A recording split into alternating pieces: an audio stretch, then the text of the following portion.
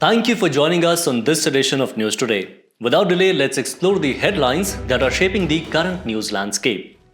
Hurun Research Institute released the Global Unicorn Index 2024. European Union and India launched expression of interest for electric vehicle battery recycling startups. PMO asks Union Ministry of Commerce to examine model text of Bilateral Investment Treaty. Geospatial Modeling and Mapping of Soil Erosion in India, study published by IIT Delhi. Annual Land Use and Land Cover Atlas of India released. Traders smuggle potent greenhouse gas to Europe, says Environmental Investigation Agency. Moving ahead in the news. Hurun Research Institute released the Global Unicorn Index 2024. Founded in the 2000s, the index ranks the world's startups known as unicorns. So what are these unicorns? They are privately held venture capital-backed startups that have reached a value of $1 billion. Examples include Swiggy, sports platform Dream11, and many others. The term unicorn was first coined by venture capitalist Eileen Lee in 2013. Now let's look into the key highlights of the latest unicorn index. In 2023, India had 67 unicorn startups, down from 68 in 2022, and placed third globally. The USA leads the list with 703 unicorns, followed by China with 340. However, India lacks unicorns in the aerospace or space tech sector. Delving deeper into the analysis of the startup ecosystem in the country, with the third largest startup ecosystem in the world, in 2021, there were around 44 Indian startups which achieved unicorn status. From 2015 to 2022, there has been a 15 times increase in total funding of startups and a 9 times increase in the number of investors. The decline in the number of unicorns in India can be attributed to several factors. The slowdown of the startup ecosystem in India, mainly due to a lack of investment into startups, is a significant factor. Indian founders have produced more offshore unicorns than any other country, co-founding 109 unicorns outside of India. Furthermore, a lack of prudent steps to ensure the sustainability of businesses has led to uncontrolled growth, characterized by rapid depletion of cash reserves. Despite these challenges, India has taken several initiatives to promote the startup ecosystem in the country. The Fund of Funds for Startups scheme was launched to meet the funding needs of startups. Startups incorporated on or after 1st April 2016 can apply for income tax exemption. The National Startup Award was also introduced to recognize, promote, and offer exclusive hand-holding support to a diverse set of startups. Let's move ahead in the news. European Union and India launched expression of interest for electric vehicle battery recycling startups. This initiative took place under the Trade and Technology Council, first announced by the European Commission and India in 2022. Established in 2023, the Trade and Technology Council is a key forum to deepen the strategic partnership between India and the European Union on trade and technology. The India-European Union Initiative for EV Startups aims to enhance cooperation between European and Indian small and medium-sized enterprises and startups in the clean and green technology sector. The significance of EV battery recycling lies in its ability to recover non-renewable materials such as lithium, nickel and zinc, promote environmental protection through waste minimization, reduce the cost of new batteries by promoting a circular economy, and achieve recovery targets of 90% by 2026-27 under the Battery Waste Management Rules of 2022. Meanwhile, battery recycling in India is expected to reach $300 billion during the period of 2017 to 2030. However, the recycling of the EV batteries also poses some challenges, including the lack of battery disposal and recycling programs run by the authorized agencies, with around 90% of India's used batteries either processed by the unorganized sector or ending up in landfills. Other challenges include the lack of standardized processes and infrastructure, the complexity of the battery chemistry and flammability posing safety concerns, and the high recycling cost impacting the economic viability of recycling units. For the recycling of the EV batteries in the country, the Centre has introduced the Battery Waste Management Amendment Rules 2023, through which mandatory phase-in targets have been set for using recycled material in new battery products to achieve 20% by 2030-31 for both portable and EV batteries. And also, it provides for transactable extended producer responsibility certificates for producers for environmentally sound management of waste batteries based on weight of battery processed. Moving ahead in the news. PMO asks Union Ministry of Commerce to examine model text of bilateral investment treaty. This exercise assumes significance as only 7 nations have accepted the existing model text so far, and most of the developed countries have expressed reservations, particularly regarding provisions like dispute resolution mechanisms. For those unfamiliar, a bilateral investment treaty or BIT is a reciprocal agreement between two countries that aims to protect investments made by nationals and companies of one state in the other state. It's essentially a legal framework to promote and safeguard cross-border investments. In 2015, the Union Cabinet adopted a new model text for bilateral investment treaties, replacing the previous 1993 version. Since then, this 2015 text has been used for negotiations and renegotiations of bilateral investment treaties, as well as investment chapters and free trade agreements and economic partnership agreements. The 2015 model BIT text introduced a few notable changes over the 1993 text, like it adopted an enterprise-based definition of investment. It also emphasizes national treatment, meaning foreign investors should receive similar treatment as domestic investors. Protection from expropriation or a country's ability to take over foreign investments is another key element. Moreover, it encourages the voluntary incorporation of corporate social responsibility standards by enterprises operating in either country. And when it comes to dispute settlement, it requires investors to exhaust local remedies before commencing international arbitration. However, the 2015 model has few issues associated with it. The model bilateral investment treaty is skewed in favor of the government's regulatory power, with ambiguities in areas like the duration of an enterprise and the arbitrary 5-year period to exhaust local remedies before dispute resolution. These are some of the potential concerns that the Ministry of Commerce may need to re-examine. It's worth noting that India has a long history with bilateral investment treaties. Post the 1991 economic reforms and up to 2015, India signed bilateral investment treaties with 83 countries based on the Indian Model Bilateral Investment Treaty of 1993. Since the adoption of the Model Bilateral Investment Treaties text in 2015, notices of termination of BITs based on the 1993 model were issued to 77 countries as of September 2021. Recently, India has signed a bilateral investment treaty with the UAE in February 2024, highlighting the continued importance of such agreements in the realm of international trade and investment. Our next news brings attention to a pressing environmental issue in India, soil erosion. Recent studies reveal staggering statistics regarding the extent of soil erosion and its implications for agricultural productivity and environmental stability. The IIT Delhi study provides comprehensive national-scale assessment of soil erosion and sediment yield mapping over India, and to enable the planning and implementation of soil conservation strategies. While soil erosion is defined as the accelerated removal of topsoil from land surface through water, wind, and tillage. It occurs naturally under all climatic conditions, but it is significantly increased and accelerated by unsustainable human activities through intensive agriculture, deforestation, improper land use changes, etc. A closer look at the key findings of the IIT study reveals that yearly potential soil loss for India is estimated at a concerning 21 tons per hectare per year. More than 78 million hectares of agricultural land in the country experience an average productivity loss of 8%, which highlights the severity of the situation.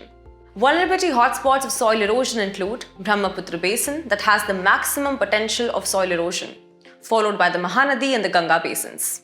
Approximately 5% of the geographical area, including parts of Assam, Meghalaya, and Himachal Pradesh, are classified under catastrophic erosion categories, that is, potential to damage roads, fences, and even buildings by creating deep gullies. Factors which induces soil erosion include rainfall intensity, combined with the topographic factor, demonstrated the highest influence on soil erosion. The concerns of soil erosion are far-reaching, including reduced agricultural productivity, sedimentation of water bodies, increased flooding, landslides, and desertification. Addressing these concerns is paramount to safeguarding both the environment and livelihoods. However, efforts are underway to combat this problem. Initiatives such as the Integrated Watershed Management Program aims to restore ecological balance by conserving and developing degraded natural resources, including soil and water. Similarly, the Integrated Wasteland Development Program focuses on improving the productivity of waste and degraded lands. Additionally, India has pledged to restore 26 million hectares of degraded and deforested land by 2030 under the Bond Challenge, in line with the United Nations Convention to Combat Desertification. In another news, Annual Land Use and Land Cover LULC Atlas of India released. The Atlas is released by National Remote Sensing Centre and it aims to systematically examine land utilization patterns to offer invaluable insights into the evolving dynamics of our environment. Let's take a look at the key highlights of the Atlas released. With respect to the agricultural land use, over the past 17 years, Kharif and Rabi cropland has expanded in the country by 46.06% and 35.23% respectively, and fallow land diminished by 45.19%. Double, triple, annual cropping areas have also increased by 82.22%. These are areas where crops are sown and harvested twice or thrice in one crop year. Annual crop are perennial and grow throughout the year, such as sugarcane. Since 2005, shifting cultivation also increased until 2016 and 17, after which it witnessed a decline. Another highlight, the water resources indicated by minimum water body surface showed an increase as well by 146% since 2005. The built-up land also shows an increase with an overall growth of 30.77% since 2005. Built-up area refers to an area with buildings, paved surfaces, commercial and industrial sites, and urban green areas. It also noted that wastelands, degraded and unproductive lands contributed significantly to built-up area expansion by 12.3%. Lastly, reasons for changes in land use and land cover include improved availability of farm inputs such as improved irrigation facilities, urbanization, and infrastructure development, etc. Moving on to the next news, traders smuggle potent greenhouse gas to Europe, says Environmental Investigation Agency. According to a recent report titled More Chilling Than Ever by Environmental Investigation Agency, the illegal trade in hydrofluorocarbons is thriving due to ongoing demand and high profits.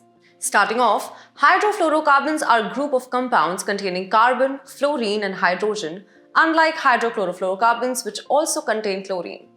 They are colorless and odorless gases. They contribute to 2.3% of global GHG emissions and have an average atmospheric lifetime of 15 years. HFCs are entirely human-made and are primarily produced for use in refrigeration, air conditioning, insulating foams, and aerosol propellants, with minor uses as solvents and for fire protection. They were developed as alternatives to chlorofluorocarbons, CFCs, and HCFCs that are being phased out under Montreal Protocol due to their ozone depletion. The impact of the illegally trade in HFCs is alarming to the extent that in 2021, Environmental Investigation Agency estimated that CO2 equivalency of illegally traded HFCs in European Union could nearly be 30 million tons, worsening the climate change. It also discourages private sector innovation in developing technologies for new substances with lower global warming potential. However, there are efforts being made to address the issue. India has committed to phasing down HFCs in 4 steps starting off from 2032, aligning with the Kigali Amendment.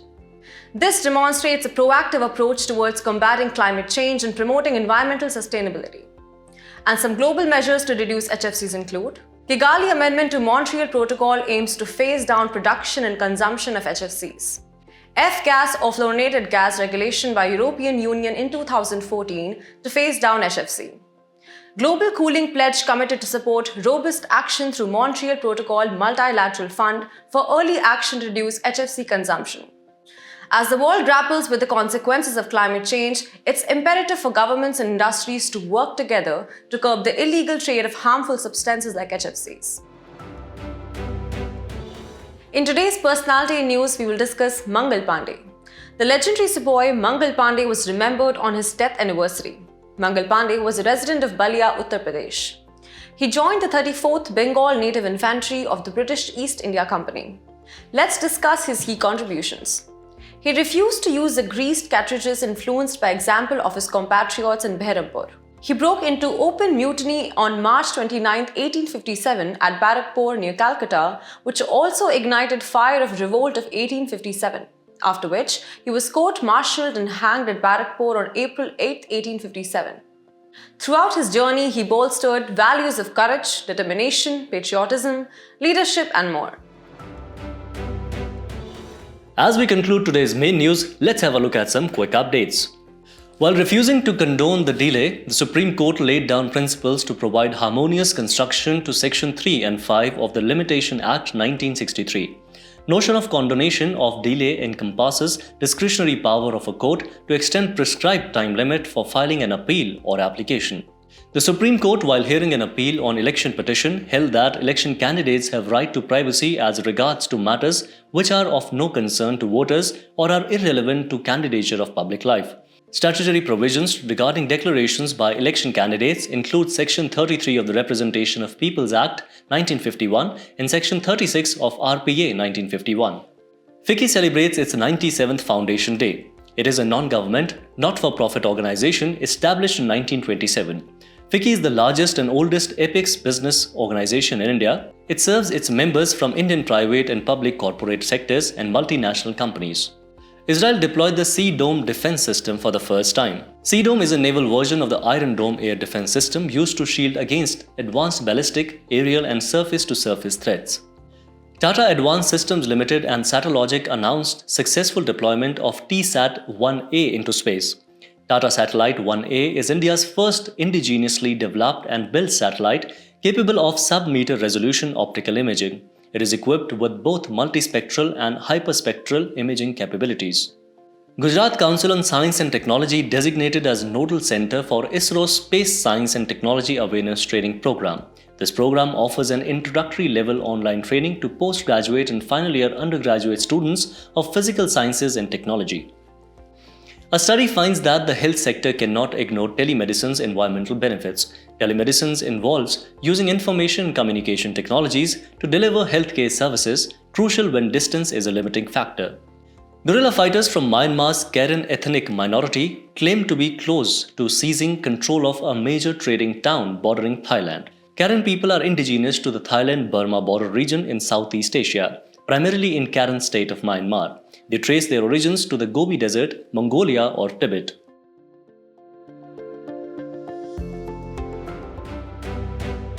Before we sign off, let's challenge your understanding in today's installment of Test Your Knowledge.